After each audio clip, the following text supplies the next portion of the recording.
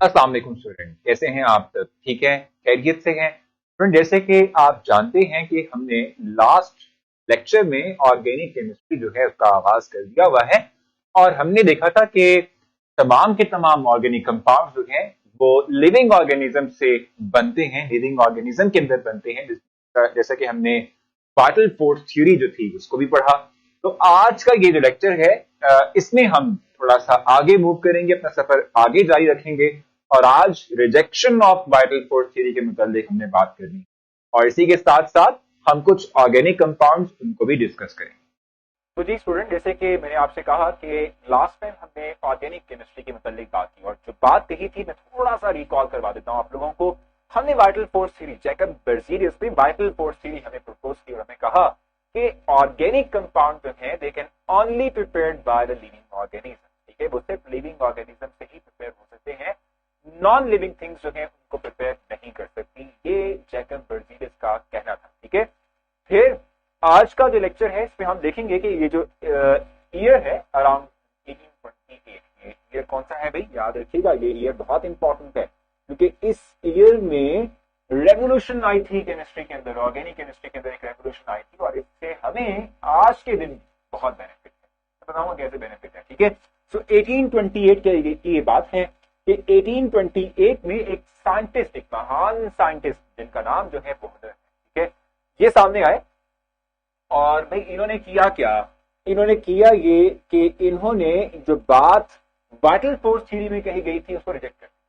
कैसे रिजेक्ट किया, बड़ा ध्यान की बड़ी बात है कि एक ऐसी बात के जिसको सपोर्ट करने वाले बहुत से साइंटिस्ट, लेकिन एक सिंगल पर्सन उसे रिजेक्ट कर दिया। किस तरह से रिजेक्ट करता है भाई, बोहलर जो है वो एक कंपाउंड जो कि ऑर्गेनिक भी नहीं, एक इनऑर्गेनिक, एक साइनाइड कंपाउंड है, ठीक है, जिसको वो बेसिकली देखना चाह रहे थे, कुछ प्रॉपर्टीज को जज करना चाह रहे थे, उससे आप समझ लें कि खेलना चाह रहे थे। ठीक है, थोड़ा सा टेम्परेचर प्रोवाइड किया, टेम्परेचर प्रोवाइड करने से क्या हुआ कि वो जो इनऑर्गेनिक कंपाउंड था वो अपनी शेप चेंज कर लेता है, यानी कि वो कुछ चेंज हो जाता है और जब वो चेंज होता है, चेंज होने के बाद जो एक नया कंपाउंड बनता है उसकी प्रॉपर्टीज को जब वो एनालाइज करते हैं, वो एनालाइज करते हैं उनकी प्रॉपर्टीज को, तो उससे ये बात वाज़ेह होती है कि वो एक ऐसा काम कर चुके हैं जो इससे पहले किसी साइंटिस्ट ने नहीं किया था, यानी कि वो ऑर्गेनिक कंपाउंड को लेबोरेटरी में प्रिपेयर कर चुके हैं।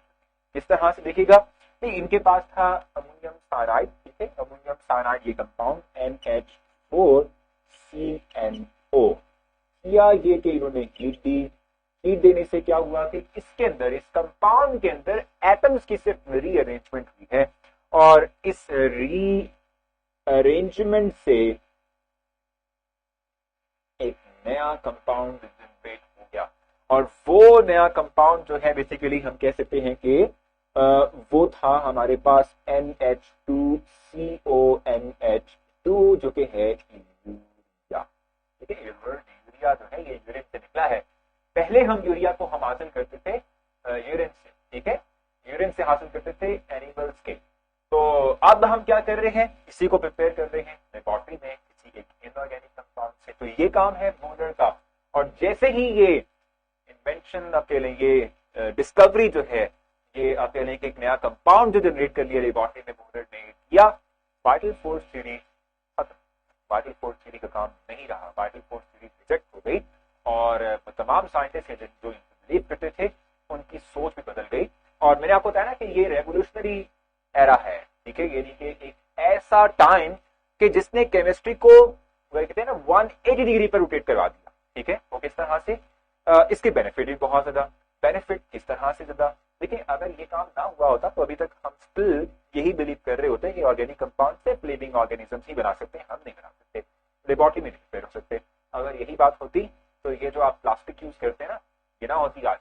इसी तरह से ये जो मेडिसिन आप डिफरेंट यूज कर लेते हैं, ये इतनी आसानी से अवेलेबल ना होती कि पहले हम मेडिसिन टोटली डिपेंड करते थे किस पे, प्लांट्स पे डिपेंड करते थे। और अब देखें कि हम हर तरह की मेडिसिन को हासिल कर लेते हैं। ठीक है, तो ये वो साइंटिस्ट हैं जिन्होंने ये स्टेप लिया। स्टेप तो खैर नहीं लिया, ये तो एक्सीडेंटली काम हो गया, लेकिन फिर भी एक्सीडेंटली हो, अरे जैसे भी हो, लेकिन इसकी वर्थ बहुत ज्यादा है। ठीक है, और इसी तरह से एक और साइंटिस्ट भी हैं, यानी कि एक तो 1828 में आपको जो है एक बड़ा सबूत मिल गया कि ऑर्गेनिक कंपाउंड बन सकते हैं, इसके साथ साथ एक और साइंटिस्ट भी है, महान साइंटिस्ट है ये भी, कोल्ब है हमारे पास, ठीक है।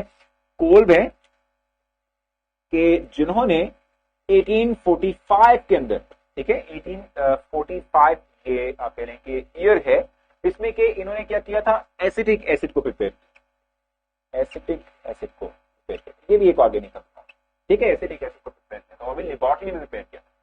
तो एक तो ये ऊपर से फिर इन्होंने भी कर लिया, तो वाइटल फोर्स सीरीज जो है टाटा बाय बाय, ठीक है। अब जहां तक बात है ऑर्गेनिक कंपाउंड्स की, तो इसमें अगर आप देख लें तो हमारे पास जो है प्रोटीन्स है, ठीक है, लिपिड्स है, ठीक है, एंजाइम्स है, न्यूक्लिक एसिड है, ठीक है, कार्बोहाइड्रेट जो हम खाते हैं ना रोटी, ठीक है, ये कार्बोहाइड्रेट से मिलकर बनी, हमारे ये जो जिस्म है ये प्रोटीन से मिलकर बना हुआ है, ठीक हो गया। डीएनए की हम बात कर रहे होते हैं, आपको याद होगा, ठीक है, जो कि आपके वालिदैन से आप तक जो है डिफरेंट खसूसियात को ट्रांसफर करता है, ये भी न्यूक्लिक एसिड, ये भी ऑर्गेनिक कंपाउंड ही हमारे पास, ठीक हो गया। फैट्स, लिपिड्स, ये जो चर्बी है, ठीक है, ये भी ऑर्गेनिक कंपाउंड्स में शामिल होती है, ठीक हो गया। तो ये तमाम चीजें क्या है, these all are organic compound, ठीक है, ये ऑर्गेनिक कंपाउंड है जिनकी हम इस पर बात कर रहे हैं, ठीक है। इस तरीके से फर्टिलाइजर्स का हम इस्तेमाल करते हैं, पेस्टिसाइड्स का इस्तेमाल करते हैं, ये आप लोग जो है इंसेक्टिसाइड्स का इस्तेमाल करते हैं, ये भी ये जो कीड़े मकोड़े हैं इनको मारने के लिए, तो कहते हैं ये भी ऑर्गेनिक कंपाउंड, ठीक हो गया। ये तमाम की तमाम चीजें ऑर्गेनिक कंपाउंड हैं और इनकी डिस्कशन को हम ऑर्गेनिक केमिस्ट्री का नाम देते हैं। तो होपफुली आपको रिजेक्शन ऑफ या फेलियर ऑफ जो वाइटल फोर्स थ्योरी है ये समझ आ गई होगी। अब हमारी बेस बन चुकी है, हम एक्सेलरेट कर सकते हैं। तो स्टिल कोई पॉइंट मिस हुआ या आपने पूछना हो, मोस्ट वेलकम, आप पूछ लें। इंशाल्लाह आपसे मुलाकात होगी नेक्स्ट लेक्चर में, तब तक के लिए।